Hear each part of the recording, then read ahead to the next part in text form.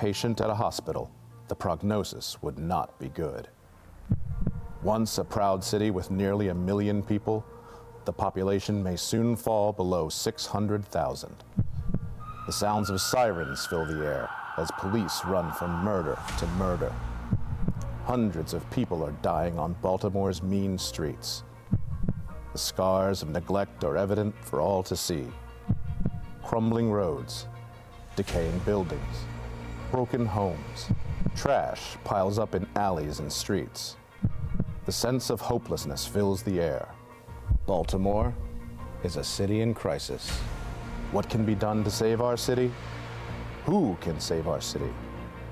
From Fox 45 News, this is Your Voice, Your Future Town Hall.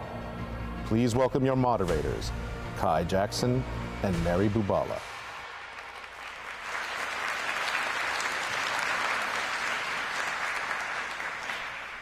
And good evening, everybody. I'm Mary Bubala. And I'm Kai Jackson. We are pleased to bring you our 7th Fox 45, Your Voice, Your Future City in Crisis Town Hall. We are here inside of the Waverly YMCA in this rich, historic area of Baltimore. For those of you who might not know your Baltimore history and traditions, this is where the old Memorial Stadium used to be. The Baltimore Ravens even play here for a short time before they got their new stadium, but this is almost hallowed ground that we're on. City College High School just over the hill here. Yes. We have a lot of history in this area. We have a lot of good citizens in the city who've come out to be a part of this discussion about how we improve the city of Baltimore, Mary. Yes. And tonight we want to get right to it. So we're going to introduce our panel, and then we're going to watch a story. So let me start. Thiru Vignarajah is here, Sheila Dixon, Reverend Al Hathaway from Union Baptist Church along Druid Hill. We are so happy you're here with us tonight. State Senator Mary Washington and TJ Smith. Thank you all for coming, and we want to thank our audience for coming as well. We know a big story that has been in the news has been how to deal with the squeegee kids that have been on the corner. Kai, I know, I've lived here over 20 years. You've lived here a long time. They've always been there. But there is an issue with them, and now we're going to take a story and a look at one incident, a very negative incident that happened recently. A man was driving along and said he did not want his window washed, and he waved the squeegee worker away. The squeegee worker, he claims, hit his car, his truck. He got out to talk to the squeegee worker, and that is when that incident happened. Police are investigating it right now. And this happened days, Mary, after our last town hall in Little Italy, and so, yeah, the investigation continues. We also want to mention to folks that Fox 45 is streaming this town hall live online. Our own Keith Daniels. Keith, how are you? And thank you very much for being here. Our talented reporter, Keith Daniels, will be screening questions that are coming in through Facebook, so we encourage our members who are watching us through Facebook online to submit in questions, and Keith may have an opportunity to read your question here at the Town Hall Live. All right, we're going to start with some of the questions that you all have written down tonight. Specifically, we're going to start with squeegee kid questions. So here we go. It says, and I'm going to have to put my glasses on. Sorry, that's just where we are at this point in life. What's the plan to help these kids make money? No one wants to be on the corners, so stop using them as an excuse to lock up more black young men. We don't want them peddling drugs, so what's the plan? How about the city have a squeegee program and pay the kids? TJ, do you want to start? Yes, ma'am. Thank you all for being here. It's a great question from Bryant, I should say, by the way. And thanks for the question. I've put forth a squeegee plan, and it's a plan of a bridge to dignity. We should expect more out of our young people, and we should not expect them to have to run around street corners, dodging traffic in volatile situations. We also have to instill a layer of accountability where we're teaching young people that that's not really what life is going to be, the instant gratification. My Squeegee Bridge program to dignity offers an opportunity, and we have the funding sources in my plan on my website, tjsmithforbaltimore.com, where we get them to work. And when we talk about all this wraparound services, we truly get the wraparound services to them. If they're having problems, first of all, if they're supposed to be in school, they're going to need to go to school. And it shouldn't be the Baltimore police that are the first resource out there. It should be social services. It should be the Office of Black Male Engagement. It should be the health department. It should be workforce development. We had a uniform, able able-bodied police officer handing out pamphlets. Why are we putting a uniformed police officer to hand out pamphlets? That should be some other entity of government. My plan addresses that. Anyone on stage, though, think that police should clear the corners? Yes. Take the squeegee kid. Yeah, go ahead. I want to answer the question. Yes. So what we need is not just a squeegee kid problem. We need an education and youth development program. So for years and years, mayor after mayor, we have underfunded recreation centers. We've underfunded education. We spend more on policing and less on education. So what we have to do is, part of my proposal is that we reconnect young people to jobs, we reconnect them to school. Absolutely, no one wants to stand on the corner in the cold, so we need to connect them to education, connect them to programming, and then have programs with the families as well. My experience with these young people is that many are homeless, they are experiencing trauma, and so we need social workers, not more police officers, but we need police officers that are trained in homelessness services, police officers who are trained in conflict resolution, and that's the way we address that. But we don't have a squeegee problem. We have a poverty program, we have a homelessness problem, and we have a problem with young people not having access to quality jobs. Mary, could I disagree about one thing? I actually do think we have a squeegee problem. I think we have to be honest about the fact that we have a serious challenge because these young people are on corners learning all the wrong lessons. And one of the things that distinguishes our approach, my approach, from the approach of the other candidates is that we can't treat them like they're one group.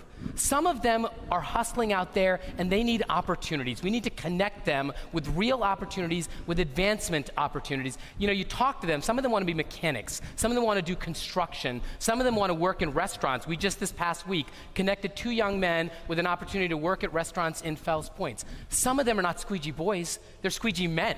They're victims of addiction who need addiction services and rehabilitation services. And some of them are going to only respond to discipline. This past week, there was confusion that was put out into the public about whether we can even enforce the law that it's unconstitutional to get these young men out of the streets, darting between traffic, touching other people's cars. Of course we can do that, and I'm glad the City Hall has corrected that, but we need to make sure that that wrong information is not put out there as a cover-up for City Hall's failures. All right, I want to say stigmatizing, let me just say, wait a minute, how are we going to do this? So stigmatizing our young people as squeegee and not treating them as humans, that is a problem. Well, first of all, they are human. Secondly, they have to get off the corners. Let's deal with the truth. Yeah. But third, what we have to do is, and I'm not saying we have to do it now, yes. I'm currently doing this. When I stop my car and I see a young man that's supposed to be in school, then I find out what school he belongs in, and I contact the school. But with some of the other young men, I have gotten their names, taken them to some of our contractors, and some of them are currently working now. So part of my plan is that we create community outreach workers, not only for the young men and adults who are trying to wash windows and impeding traffic, but also panhandlers that are out there. Well, we're going to provide wraparound services so that they can get the support that they need, job training, social work, drug treatment. There's a whole host of things that have to happen, but we can't have them out there on the corners the way it is now. Just this week, our police commissioner gave sort of mixed signals about the enforcement issue and what it really means. Let's listen to what he has to say and then talk about it on the other side. They are out there, and it's similar to the panhandling issue, and the enforcement of that, we have been informed, is unconstitutional. Now, it does pose a public safety concern when they step into the roadway to do it, but the enforcement of it, because many of them are minors, we cannot issue a citation because it's a citation or summonsable offense, not necessarily an arrestable offense. I compared it to the panhandling, which the enforcement of panhandling was unconstitutional, not squeegeeing. That is a violation. And I further explained and clarified that when they step into the street, it presents, and these are my exact words, a public safety hazard, which is certainly enforceable. And Reverend Hathaway, we'd like to hear your voice on this. You're on the front lines, you're in the community each and every day. You know, I'm not running for office. Correct. I believe that these are my cousins, these are my relatives, these are my nephews, these are the young men that are in the community I serve in Upton, et cetera. If we really want to solve it, we got to realize that where are the jobs? The jobs are in the Port of Baltimore. The Port of Baltimore brings in over 40,000 cars a month. Now, many of you have bought a car. On that car, you have dealer prep. Dealer prep is the cost that is functioning when the car comes off the ship, goes into the yard. They put the mud flaps on, they put the mirrors on, etc. Could you imagine 40,000 cars a month? If you took all of the young people that want to be on the corners and got them a tweet card so they could get past the fence and then had them down at the Port of Baltimore, they could wash all day, they could clean all day. There you go. I have never heard that solution, but it's there. It's very interesting. And we talked about that, but what we just saw again was the symptomatic problem of no one's on the same sheet of music in city government right now. I don't know how, once again, we have conflicting messages coming out of City Hall, out of BPD, unconstitutional or not. I don't know if Baltimore operates by a different constitution under whatever administration is in place, but we can't just simply allow young people and older people to stand in the street and go through the street and say we can't do anything about it. That's outrageous. It's outrageous. So let us ask you a question really quickly down the list, yes or no. Do you think police should be moving squeegee workers off the streets? TJ? There has to be a systematic way to get them off the street because we've made it acceptable for them to be there, so we should not over-criminalize them, but they have to go. Ms. Washington? I think, as I said, that it's part of a comprehensive team. So part of it is law enforcement, but also law enforcement teams that are equipped with social workers, with people who are making those connections. The goal shouldn't be arrest. The goal should be addressing the problem. Reverend Hathaway, I think I know your answer. Yeah, of course. No, there should be social workers. I mean, when I've grown up, we had truant officers. I mean, we had people, we had officer friendly, we had people who would interact with you and you felt that they were your friend. We've got to create better relationships between government and the young people in our community. Ms. Dixon? As I said earlier, I would have hired part-time. It could be a former squeegee person as a community outreach worker going on that corner, taking them to a particular place to provide those resources. And would you put, Ms. Dixon, would you put a squeegee worker inside of your office if you were reelected as mayor? Would you have a squeegee worker working for you if you were reelected as mayor in some capacity? Oh, clearly I would. Definitely. Okay. I can give you example after example of young people that I've got. I just wanted to ask, Mr. Vignarajah? The answer to your question is yes. We should have deputized community liaisons making sure that they're not on these corners. And it's a little sad that Sheila and I have gotten more jobs for these young squeegee boys than all of City Hall over the past few years. And they're not here to answer your questions because it's embarrassing the failure that they have perpetrated these past few years. Okay. Let's continue to move on with our questions here. This is from Clarence Mary. Clarence says, this is a crime question from our crime box. Do you feel the crime plan that's in place is going to work? And I think he's talking about the one that Commissioner Harrison has put forward in connection with Mayor Jack Young. If not, what's your solution? Will the crime plan that's in place from the commissioner and the mayor work? If not, what's your solution? Mr. Vignarajah, let's start with you and work our way back. I mean, does anybody believe that there's an actual crime plan in place? One day they say, we're going to do this. The next day they say, I just went to Chicago and there's some great ideas out there. Nothing is working. Murders are going up. Robberies are going up. Shootings are going up. Auto thefts are going up. The suggestion that there's an actual crime plan in place is literally just laughable. When they even talk about the Chicago plan, they say that there's these intel centers that are going to work. You know what worked in Chicago? They hired more police, they got more cameras out there, they put detectives back to work, and they hired and elected in a prosecutor to be the next mayor. That's what happened in Chicago. Ms. Dixon? First of all, I would encourage, because we only have 1 minute, to go to my website, DixonForBaltimore.com. You can see my comprehensive plan. It's a holistic plan. We want to deter from arresting. We want to go after the most violent offenders. I'm talking about my gun registry, where we want to get illegal guns off the street. We want individuals registered. We want to go and visit them, find out what they're doing. If they're not working, we want to get them into a trade. We also want to have safe spots called faith spots where individuals can come to a church or a synagogue or a mosque when they know something's going on in their community and share that information with a leader so that we can go after these violent offenders that people are not talking about. That some of the plans that I have in my plan. Reverend Hathaway, before I get your answer, we have a Gonzalez poll that we want to show our audience here real quick. If we can go to that Gonzalez poll, this is the issue that people are saying is the #1 issue in Baltimore. 65% of respondents to our poll, this Gonzalez Fox 45 poll, say crime is their #1 concern. So that gives you a sense of where people are on this issue. Reverend Hathaway, your thoughts about this question? You have to have conversation with people. This is what we've done. I've done it quietly. I've not publicized this. I've had 3 conversations over the course of the year by having parole or probation send letters to those who are under their jurisdiction that are in 21217. I've invited them into the church. I had conversations with them. We had the whole criminal justice system, and I Skyped in lifers to talk to them. I brought in some of the hardened guys that y'all know that have served hard time to talk to these young men. But at the same time, right in the same place, I had service providers there so that they could then, once they are aware, no, we got you, we know who you are, now you got to go have services. Conversation is what we have to have in our community. Reverend Hathaway, you came on to Fox 45 with Mary and I recently, and you told us you don't think the answers are going to come from City Hall. It's not going to come. That's why I created an entity called actnowbaltimore.com. It's the people's plan that's got to operate in our city. You got, for every different candidate, you got a different plan. It's the people that have to create the plan for the candidates. Ms. Washington? And he's absolutely right. And that's why what I propose is a Baltimore plan, not a commissioner's plan, not someone from Chicago's plan. And go to marywashingtonforbaltimore.com. We are having 6 meetings across the city. We've had 3 already. And you can comment about developing how we are going to have a peaceable city. So why would we ask people who have failed us for years and years to actually move forward and to solve this problem?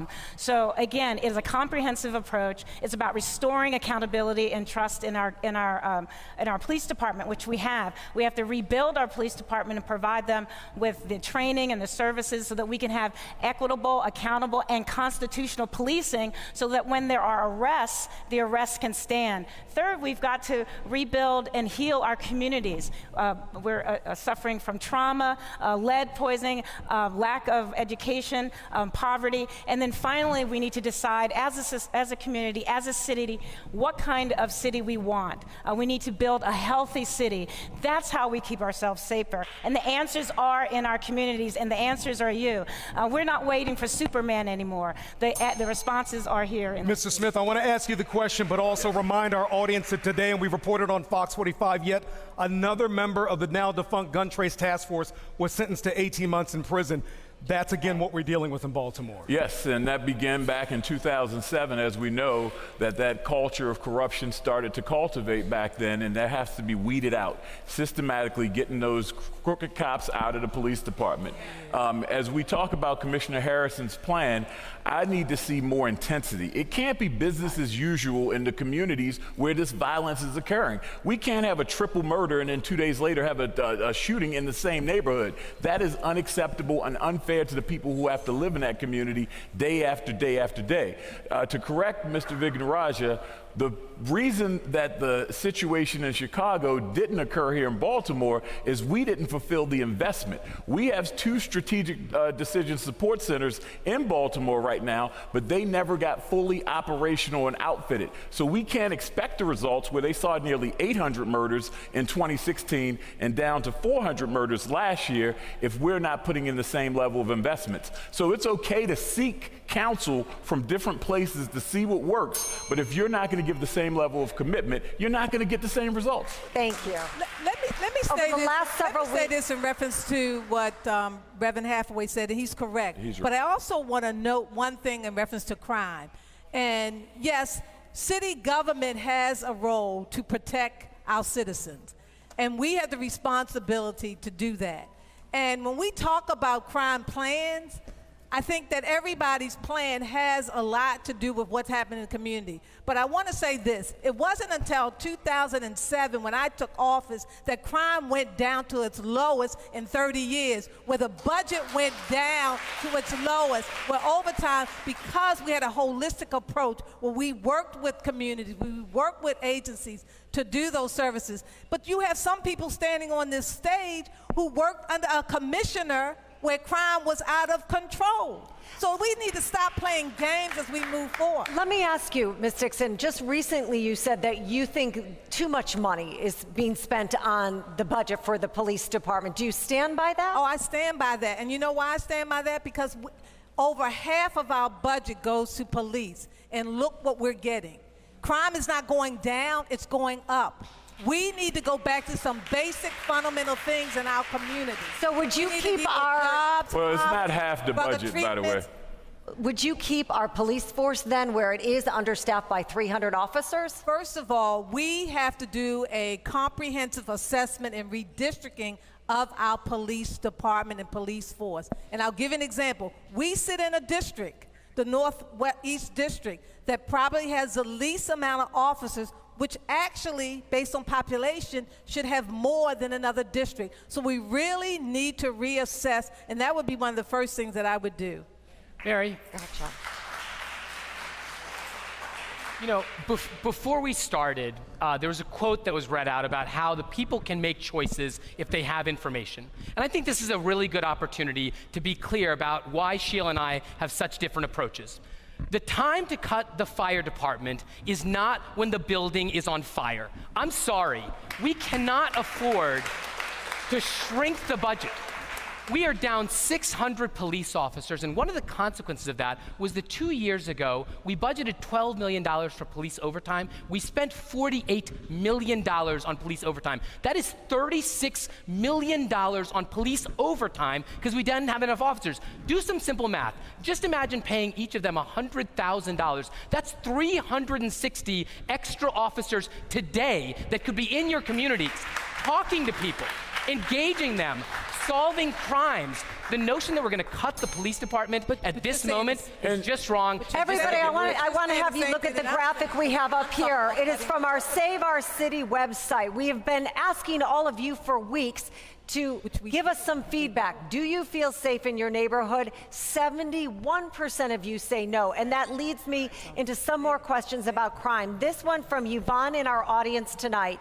How can we help our young men and women that are having children at a very young age become better parents? Yes. And you hear the lack of parenting sometimes in many of our different segments of our city is leading to the trouble that we have right now. We have to be honest with ourselves and really stop being soft. We have to have these parenting skills early in life so that young people understand what they're getting themselves into when they engage in sexual intercourse. We're too scared to have these conversations, and then we're dealing with the output, which are young people who don't know how to raise their children and the grandparents that are taking care of them. But this is another issue that is much bigger than what it sounds like. If Mom works over in West Baltimore County, and she lives over in East Baltimore, the transportation system that it takes for her to get all the way over there allows that kid to grow up and go home and not have any discipline or structure in life. But parental responsibility and accountability is a big thing,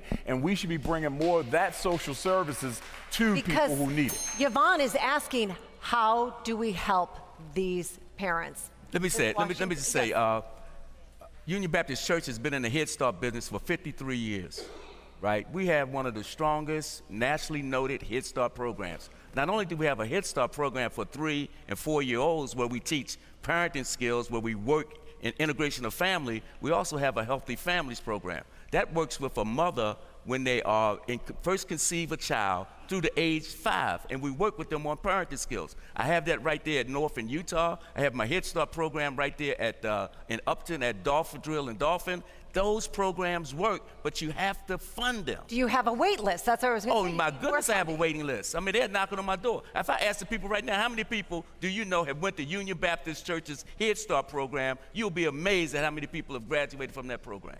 But you need more funding. And again, that's where fully funding Kerwin, the Kerwin recommendations, we're fighting right now in Annapolis to make sure that we can extend universal pre-K, that we make sure that we have community schools in every single school district with 80% or more poverty and then moving down to 75%. This is the work that we've always done. We know the answers. And as has been said before by my colleague to my left, it's about funding and fully funding programs. What happens is we will implement a program and then a new person comes in, or they decide there needs to be a budget cut, and then you say it doesn't work. And so you have to not set people up for failure. If we commit to a path, we need to fully fund it. We address those issues. We address poverty, address homelessness, we address all of the issues that we have lined up in these questions. We just need to double down and fund our priorities. Ms. Dixon, how do we deal with the issue, and still in that vein, with following up on what Mary's saying, with the working poor in Baltimore? Right. It's not just poverty in Baltimore. There are people out here working as hard as they can. Maybe it's one mom, maybe it's just a dad, whatever that family structure is, they're working and barely living paycheck to paycheck. Well, first of all, we need to make sure that people get a living wage and that they have their incomes at a level so that they can take care of their families. Secondly, as relates to being able to take care of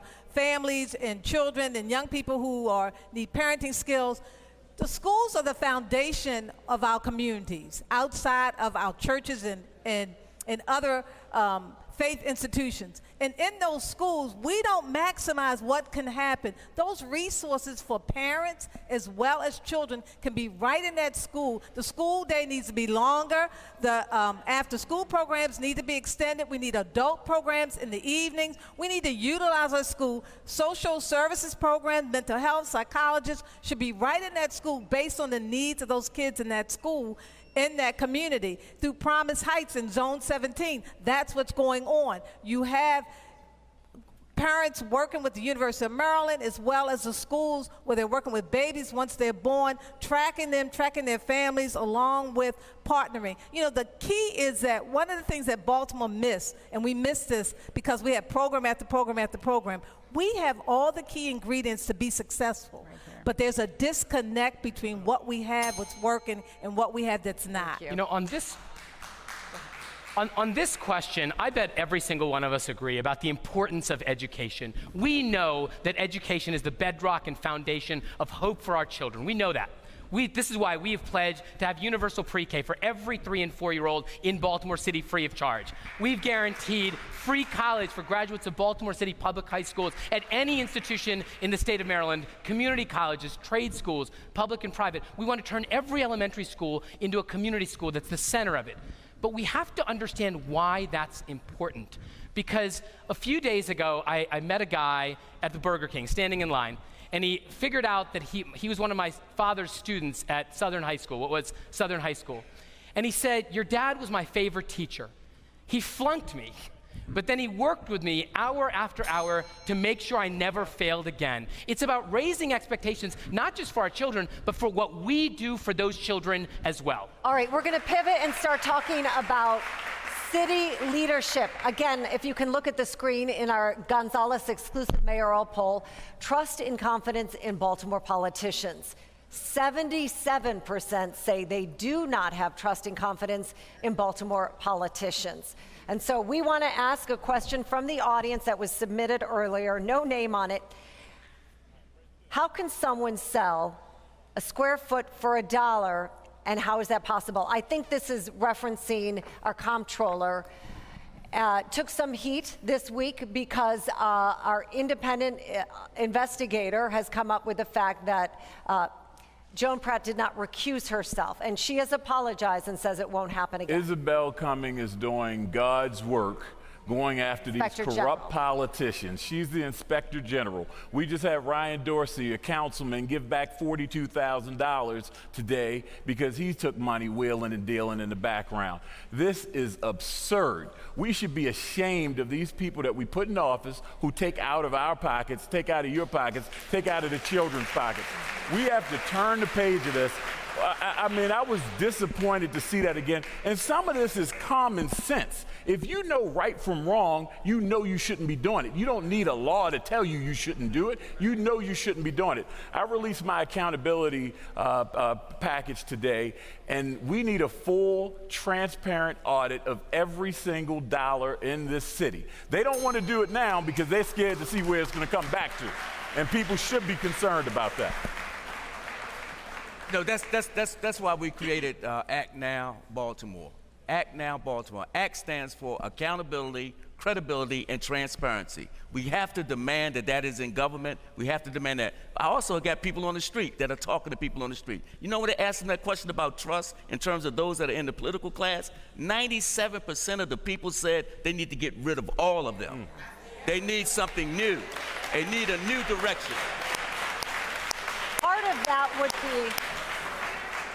of that would be there needs to be a law on the city books, would you agree or disagree, Yes. against voting on contracts and then having those people donate to Common sense. Mary, So in the there's legislature, nothing we on- have to recuse ourselves. If we have to do that. If you're voting, if you work for an agency, if you're getting anything from it, we have to recuse ourselves from that vote. It is absolutely common sense. And again, we need to turn away from the past. We have to turn the page. We have to start a new chapter, not only for the citizens of Baltimore, but for the rest of the world. It hurts my heart, and why I'm running for office is that I know we need smart, honest leadership so that people can believe in our city again. The work that we do is hard. It's important. And the people of Baltimore are our best asset. And so our elected officials should reflect that. We should be a higher standard. We shouldn't be asking for special considerations. We should be high to the standard, and it reflects the people of our city. I hold myself accountable in that way, and I call others to do that as well. Ms. Dixon, you want to address it too? Yes, I do. Let me say this, because I know I made a mistake, and I paid dearly, and I have learned from that. But I also know that my commitment to this city and being as transparent as possible as I am,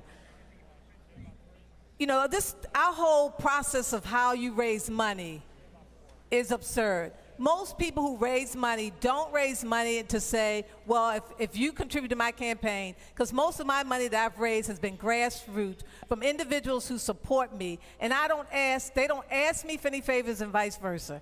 That incident happened. We have to be transparent. We have to disclose it. Yes, I would say that we would pass a law where if someone contributes to your campaign, you disclose it. The information is already disclosed when you have to put your report in to the Board of Election. But Mary, you asked a different question, which is, if a person is giving you money, are you prepared to say, I'm not going to vote on that? Mary is exactly right. You're not allowed to vote on those things where the donor to your campaign benefits from it. Joan Pratt, the story that's happened this past week is not the first one. You guys remember the name J.P. Grant? A little while ago, J.P. Grant made donations to the mayor, to the city council president, and then they approved a deal that gave him lots of money. It's ridiculous, and here's the problem, which is talk is easy. Action speaks louder than talk, right? When I got into this race, a week later, we released 5 years of tax returns. We're the first campaign in mayoral history in Baltimore to do that. Senator Washington has now joined us. Why are the other candidates not having done that yet? That's such a simple thing, and the fact that only 2 of us out of 24 have done that is unacceptable. Reverend Hathaway, I want to get you in the mix here in kind of a different spin. What do you say when there's a citizen out here, many of these folks out here tonight who are, again, with all due respect to those who are running for office and who will lead the city at some point in the future, I can't wait for City Hall. We need to do something now. How do you get people empowered and engaged in their own communities, wherever they are in Baltimore, whether it's Cherry Hill in South Baltimore, where my wife grew up, or whether it's in West Baltimore, East Baltimore? How do you do that? My history is in organizing. My history is in organizing people so that they can have power and they can have voice. Right now, for all of you in this room, you need to be a part of an organization. I would suggest to you that you go to actnowbaltimore.com, register, and let's be organized so that we can have an organized voice to address what's happening in City Hall. And the truth of the matter is that there already are people working hard every day to make our communities better. They are serving lunches out the back of their houses. They're doing after-school programs. And what they deserve is to have a City Hall partner that is supporting them. You know, whether it's the no shoot zone, whether it's local organizations, whether it's Safe Streets, whether it's the Waverly Improvement Association, whether it's in Ashburton. There are people who are doing this work right now. And so to say that people are not engaged is not correct. Baltimoreans care very much, and they are engaged very much.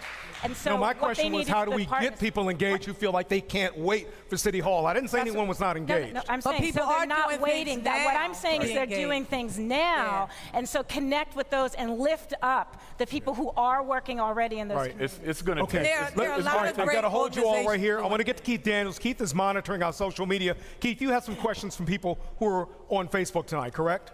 Well, Kai, the people on Facebook are talking and have concerns just like the people in this room, and they're talking about corruption. They're talking about crime. On the issue of corruption, Elizabeth Levy Hembling, she says, is there anyone on this stage that's willing to audit City Hall? And in terms of crime, Tanya Slow, that's one simple question, and it is simply, what's the plan to rid the city of the murders?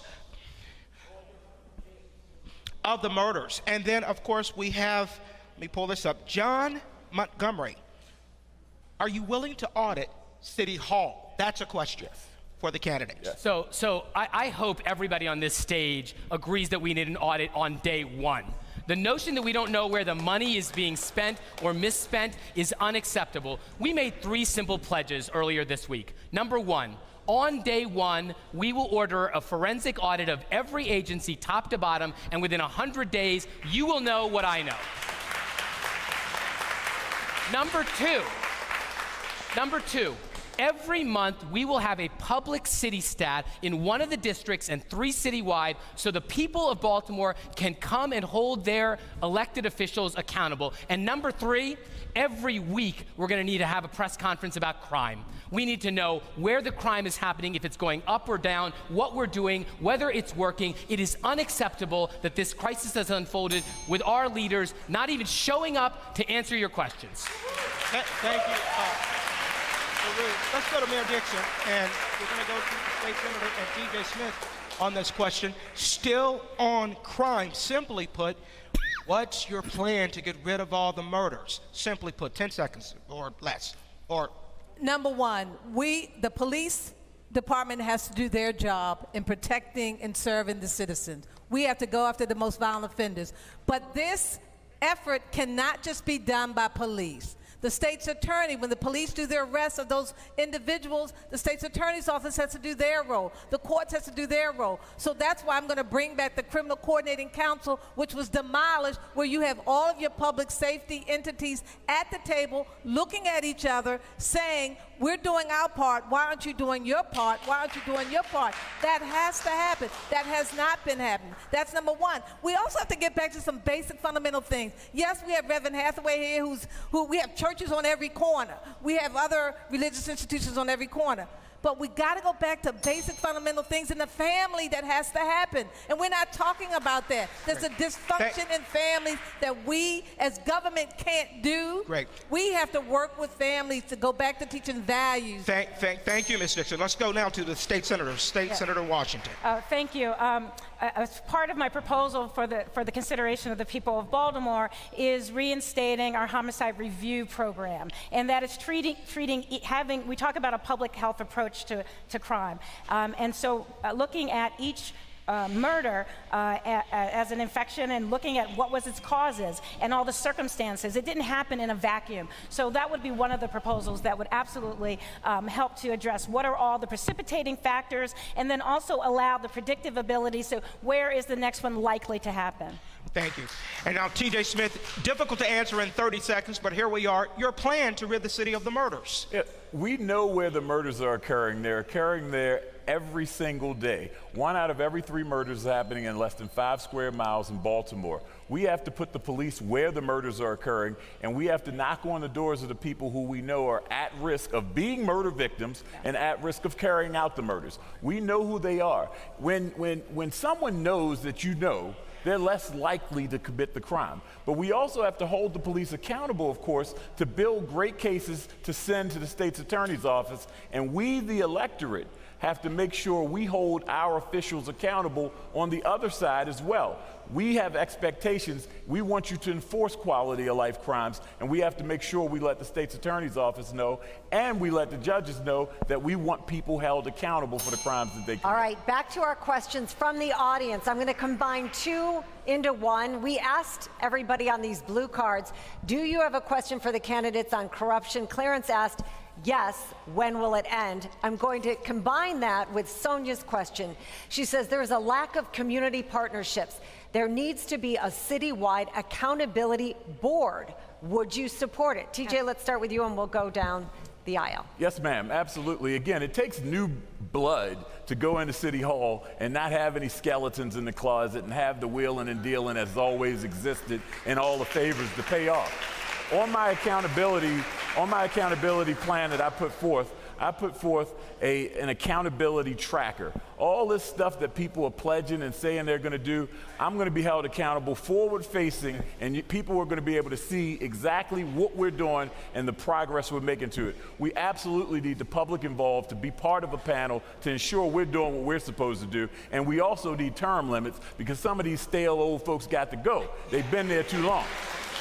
Senator Washington, do you like the idea of an accountability board? And again, that's why I love these forums. That's a brilliant idea. Yes. And on top of that, I'm glad that I'm being joined. I'm proposing as well the city stat. I was actually the housing stat director for Baltimore Housing for 3 years. And so I held bi-weekly accountability sessions. We can do that as well in the ethics. The other thing is we need to really build up our ethics department and have a separate standalone independent inspector general like we're having currently. And so that will lead to, and they're reporting out on a regular basis, not just downtown, but into the communities as well. Reverend Hathaway, would you be on this board? Well, I would say this. That my challenge is to the faith community. The faith community and those people of faith have to be the moral compass in our city. They have to be the ones that ensure that there is credibility in terms of candidates. They got to be the ones that is ready to confront them when they are wrong. Tomorrow I'm going to speak to 1,500 members of the Baptist community to address them, to challenge them. I'm going to bring about 100, 200 faith leaders to the 27th floor of the World Trade Center. The faith community is going to step up. We're going to ensure that we have moral character inside of government. Ms. Dixon. I not only would support a community commission, but one of the things that I subscribe to is going out into the community and opening City Hall to the community and engaging the community to be involved on not only boards and commissions, but also in agencies to help to make decisions, a part of those advisory boards on agency issues that impact, but also have our agency people along with myself to go out into the community to work with communities in their respective areas to make sure that we are doing our job in our respective agencies, and so that they can hold us accountable with a timeline using CityStat, which we use as a tool to keep it transparent and open, as well as in our budget, going back to having a community-based budget where the input came from the community about what they wanted to see in our budget. I like that, opening City Hall. The people own City Hall, essentially. They do. And that's forgotten, I feel like. So to your question, Mary, yes, I agree, and I'm so glad that Reverend Hathaway just publicly committed to chair that board. That's great. So, I want to just go back for a second because so many people are focused on crime, and I have a lot of respect for the people on this stage, but I think they can do better when it comes to what are we going to actually do about crime. Because yes, we need councils and task forces. Yes, we of course understand the root causes of the crime epidemic as a public health crisis. Yes, we need to focus on violent repeat offenders, but we need details. We need a concrete plan. At Thiru2020.com, you will see 20 things that we have never done before that I'm pledging to do. 12 wiretaps in the deadliest neighborhoods, using burglary cases to go after carjackers and killers, a college cadet program, so we have 600 more officers that are more local, more diverse, more minorities. Those are the kinds of details that we need to inspire confidence that we can actually bring crime down. All right, Reverend Hathaway, with all due respect, I'm leaving you out of this next one because you're not running for office. This is for the candidates. Candidates, please. And we're going to answer them in this order. Ms. Washington, I'm going to ask you to go first. Mr. Smith, you. Ms. Dixon, you. And then Mr. Vignarajah, you last, okay? Here's the question. This came in, emailed to Fox 45, really short and quick. I'm sorry, glasses. Yes. Do you reside in Baltimore City? If so, what area of town? And what makes your candidacy better and different from the other candidates? Ms. Washington, you first. Absolutely. Well, I live right here. I live about 2 blocks away in the Ender Gardens Lakeside community. 20 seconds. I offer a clean break from the past, open, honest, tough leadership that is unwavering my integrity. Also, I offer a perspective and a belief in Baltimore City and our residents, and that everything we do should be community-centered. It should be informed by information, and also it should be engaging of people. Look, you deserve the best. And for the last 8 to 9 years, I've been working hard in Annapolis. I've been fighting for us, and now I'm ready to bring that fight home. Yes, I live in Northwest Baltimore. I'm the only candidate who has actually worked in 3 different jurisdictions around here: Baltimore City, Baltimore County, Anne Arundel County, and I lived in all of those areas as well. So bringing a different perspective of places that actually have worked, and certainly bringing the value of those places that have worked. As Ms. Washington brought up, I agree the same thing. We all have a responsibility here, but some of us come from a different path. A path that doesn't involve corruption, a path that involves new ideas, a path that doesn't involve our next leap or whatever the next step is going to be. It's about doing a job for the city of Baltimore right now. Ms. Dixon? Yes, I live in Baltimore. I wish the question would have been, how long have you lived in Baltimore? Because some of us just moved in the city. But I've lived in Baltimore my entire life. My entire life I've lived here. My entire life I've worked here in Baltimore. My entire life I've loved the people of this city. I am committed to the people of this city. I not only know how to go into City Hall day one and deal with the crime, deal with the grime, deal with the green, get out in the community, but I roll my sleeves up and I work daily, every day, to make Baltimore a better place for every citizen in this city.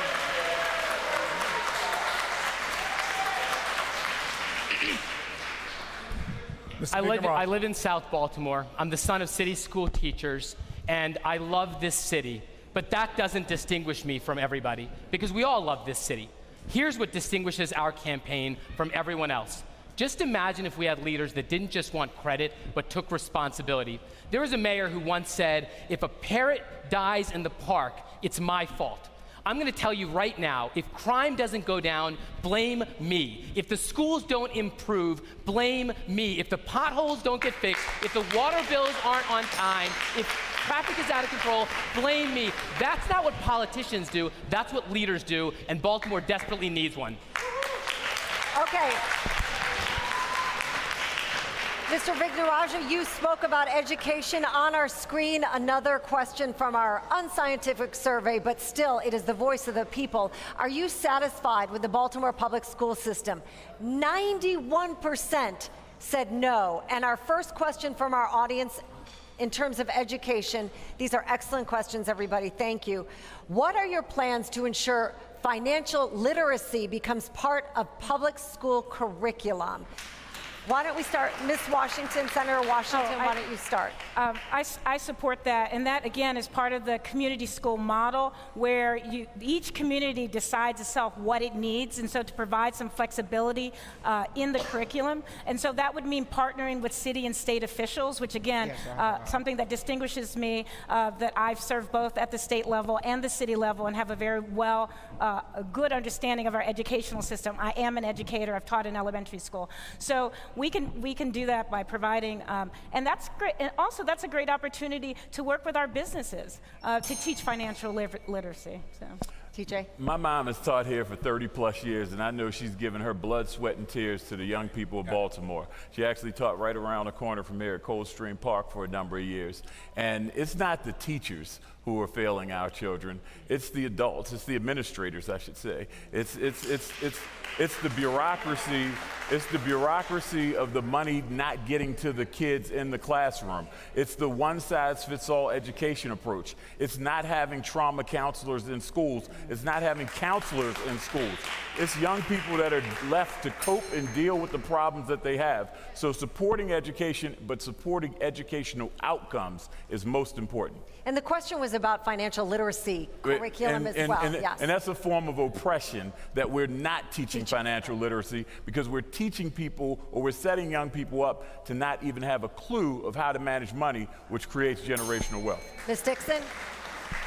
Currently, I'm working over in West Baltimore with a Empowerment and Wellness Center where we're having literacy done through the cash campaign as well as working with banks. I would bring those banks as well as the cash campaign into each school and start not at kindergarten but at pre-kindergarten, so we can begin to teach our children the importance of budgeting, of saving, of financing, and in each curriculum, each year we would go up. But we also, the big part is, because curriculums change and things happen, we have to have more accountability for where our money is spent, so that the money is spent in the classroom versus at North Avenue. Mary, I actually think this is a pretty straightforward question. If you want people to learn financial literacy, you teach them financial literacy. Next to reading, writing, and arithmetic, financial literacy ought to be incorporated into the curriculum of every middle school and every high school in Baltimore. That's the first part. Right now, our schools are a travesty. I don't know who those 9% are that think our schools are satisfactory. I don't know where they are, but they don't go to the schools where there's no air conditioning in the heat and no winter and things. They don't go to schools where they have 2 hours to get there. They don't go to the schools where you can't drink water from the water fountains. It's unacceptable that most of our schools are profoundly failing us. Okay, I have another education question here. Fairly quickly, this is coming from our audience tonight. I'm going to ask Ms. Dixon, Mr. Vignarajah, then Mrs. Washington, Mr. Smith, in that order, please. Here's a question from Darlene. And this is under the presumption that what Darlene is saying is accurate. If you disagree, say it. Why can't education be equal across the board in our communities in Baltimore? Is education not equal? And if so, please give an example how. I appreciate that question, because I have a friend whose daughter goes to a school in Locust Point, and they were discussing about the various curriculums and extracurriculum activities, and I said, well, why don't we have this in a school over in Sandtown? So no, it's not equal across the board. It all depends on the community that you live in, as well as the income of the individuals in that community, and that should not be. Every school should have the same curriculum, after school curriculum. It should be across the board. And even though the legislators, I'm assuming Mary is still in Annapolis, are discussing the current report, we have to have every school have everything that each school has, not depending on what your income is and what your opportunities are. So it has to be across the board. Nobody in Baltimore believes that our schools are equal. Well, our schools are more segregated today than at any point in America's history since 1968. It is ridiculous how different certain schools are from one block to another. But let's figure out how that has happened. It has happened because schools are being disinvested in year after year. We have the third highest per pupil spending in America, and we have the third worst performance measures in America. Why is that? We don't know, because we don't audit North Avenue to find out where the money is going. We have to do that first.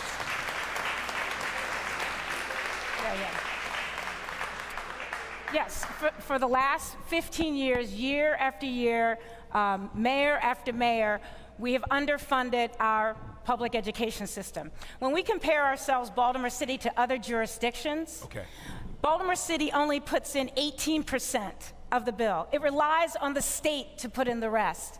So one of the things we need to do is turn our own house and look at ourselves. And so as mayor, I will flip that and make sure that we're putting an additional $35 million on top of what's being required. We do need the accountability, but we need to make sure that it is across the board. But we can start by investing in after-school programs ourselves. The equity is laughable. I remember going when I was in elementary school, and we would get our textbooks and we would look at the back of them and see the stamp in them. And this is in the 80s, and we see 1960 and 1970 books. That's how they've been treating us in Baltimore City for years. But again, the accountability starts at the top. Where's the money going? When it's coming through that strainer of North Avenue and not making it into the classrooms, we're continuously having the same problems. Baltimore County had 50-something schools without air conditioning 5 or 10 years ago. Now they have 5 schools without air conditioning. Baltimore City is still having the exact same problems. Where are the accountability standards of the people who've been tasked to duel out this? All right, so go ahead, Mary, go ahead. Real quickly, I'm going to ask that question. Can I just add one more thing to that? Yes. We need to restore local control of Baltimore City schools. Right now, there's too much finger pointing. It's partly in the state, partly in the city. We need to own it, have it restored back to Baltimore so there can be direct accountability to the citizens of Baltimore. I guess what we want to ask is you can't have it both ways. Is it money or accountability? You want more money, and it's both. Saying it's both. It's both. It's both. We need to assess what we currently have because, as Thiru said, we're the 3rd top in the country. So we need to assess that we're getting more, but we also have to put more into it as well, make sure that it's going into the classroom for the children and the services needed that they can support their education. Okay. All right, we're going to go back over to Keith Daniels. Keith Daniels is live with some more social media engagement. Keith. Well, Kai and Mary, the subject of education, of course, swirling on the stage here, and it's swirling on Facebook as well. Damon Walker, he's asking, how will you make the school system a long-time failure, in his words, a strength of Baltimore rather than a weakness? And of course, the Squeegee Boys is a subject on the social media as well. Roxanne Cummings is asking or suggesting, Squeegee Boys, what about the idea of getting them to help clean up the city? And then of course, James Bridges. Question for the candidates really quickly. Any job creating experience on stage? That's coming from James Bridges. The candidates want to take a couple of minutes to answer that. Any job creating experience on stage? You can look at my squeegee plan on tjsmithforbaltimore.com, and it's specifically that. The Bridge to Dignity is putting them to work cleaning up the community. That's precisely what the role of them is to do. And I call it a bridge program because it's not a permanent solution. While we're giving you the opportunity to work, teaching you responsibility and accountability, and working with you with the wraparound services, we're bridging you out of it to get you into another lifestyle of work. Educate you. Again, if you belong in school, you have to get in school, and we have to focus on that. Yes, I can tell you two times when I've done more, but 2 opportunities where I've created jobs. So one was when I was working with the Parks and People Foundation, and I was associate director of our Great Parks, Clean Streams, and Green Communities, and we created 200 annual year jobs, partnering with the state in after-school programs and summer programs to clean up our parks, in our local parks and our state parks. And then the second time, when I was the housing stat director, I didn't just focus on being a bean counter. We also partnered and wrote grants to create job programs for youth in public housing to actually green the public housing facilities. So again, as mayor, we could do that as well. I work every day in helping to create jobs and job opportunities for particularly African-American companies to expand their business. And they hire individuals who are ex-offenders and others. But we have to take it a step further because in some cases, part of the challenges that we face today is that we don't have the workforce that is trained to go into many of the jobs. Let's look at the construction industry alone. Let's just take that one area. We have companies that are coming from out of town in the city, digging up our roads, going back into the respective counties where we need to be demanding as mayor and as on a member of the Board of Investments that these companies will train those individuals so that they can go and do the work themselves. All right, Keith, you were actually here for the beginning of the story. I'm very excited to report that I created some jobs this week. Jerome and Saeed, who interviewed with Tony Foreman earlier this week, Jerome had his second interview yesterday, and he got a job at Chingale working in the kitchen. And Saeed interviewed today and is going to be working at Bar Vasquez as a server. But that's not good enough, because that's 2 jobs in a city where thousands need better jobs. We need to invest in industries, biotech, cybersecurity, cannabis, construction. There are industries that we need to stimulate by cutting property taxes so we can lift everybody up. Okay. Quick answers from all of you. A question from the audience. We're focusing on the massive problem of illegal dumping and trash in our city. Melissa in the audience asks, will anyone who's on the panel who's running for office consider picking up residents' trash twice a week instead of once a week? And where do you find the money to increase the budget to do that? Yes, I absolutely will move us to 2 trash pickups a week. And here's the reason why. TJ was right. Isabel Cummings, our Inspector General, did an audit of a part of DPW, and they found $6 million that was not being spent. That's doubling the garbage cans on every street so we don't have to walk 4 blocks to put trash away. It's bringing dumpsters to the community for dumpster days so the community can help, and it is absolutely making sure that our trucks are going out twice a week. Yeah. Well, one of the first things I'm going to do is make sure our DPW workers are getting the respect and the pay that they deserve. What I've heard about what they're not getting needs to get taken care of first and foremost. And secondly, yes, we'll look at the feasibility of making it twice a week, but we absolutely have to make sure we make it easier for people to discard their trash by having more public trash cans and recycle bins available. Look, the connection between crime and grime has been demonstrated over and over again. So absolutely, we need to clean our streets. We all agree on that. We want safe streets and clean streets, and we could do that. I need to get in. I want you to get in. I right now have 25 people working in 4 different neighborhoods they clean on Tuesdays for 4 hours, clean on Saturdays for 4 hours. We pay them $15 an hour. They've been doing that since June. I can prove that through having regular systematic cleaning in a neighborhood improves the quality of that neighborhood. I agree, and let me say this and clarify my point. In some neighborhoods, you do need 2-day trash pickup. I do agree. But in some neighborhoods, you can do 1-day trash pickup, but we have to educate people about recycling. Because when you recycle, you have less trash. But wait a minute, let me tell you the other piece. And here again, when you create a system that was working to clean up this city, but then somebody says, oh, we're not going to do it this way. But on those off days that they're not picking up trash, they're going in those problem areas, cleaning up those alleys, working with the neighborhoods, providing them with supplies to also clean up, dumpsters that they don't have to call 10 months in advance to get. They could get a dumpster the next day to help to clean up their area as well. Because trash is a people problem. But Mary, look, I think I gave my answer about what we should do. Absolutely, we should do it, and we have plenty of money in DPW to make sure. But I've got to ask Sheila, if that's your pledge, why didn't you do that when you were mayor? Well, first of all, wait a minute. First of all, I mean, wait a minute. Hold it. That is what I did. Hold it. That is what I did, and the city was beginning to get cleaner. I am sorry until I left, and then the former mayor did not continue on with that plan. I was out there cleaning. I was a green and clean mayor and the crime mayor. Okay. You can ask anybody.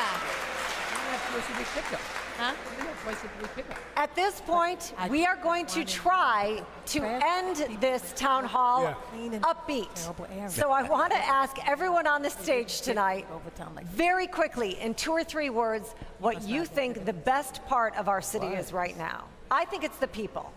Well, besides the crabs, which I'm waiting to have some crabs very soon, I mean, it's absolutely the people. It's the resilience of the people. The Baltimore is always ready to be that comeback city. We just need somebody to hold the torch and lead the charge, and we need somebody ethical and honest to do it. Senator Washington.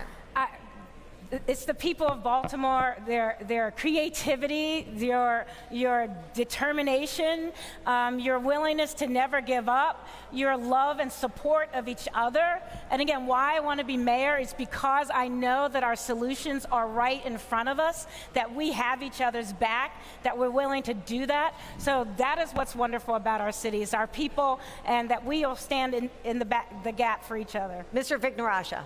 Our children, our history, and the great stories that fill every corner of Baltimore. Ms. Dixon. It is the people in the communities that make up Baltimore that is the greatness of our city. And Reverend Hathaway, you have the final words, sir, tonight.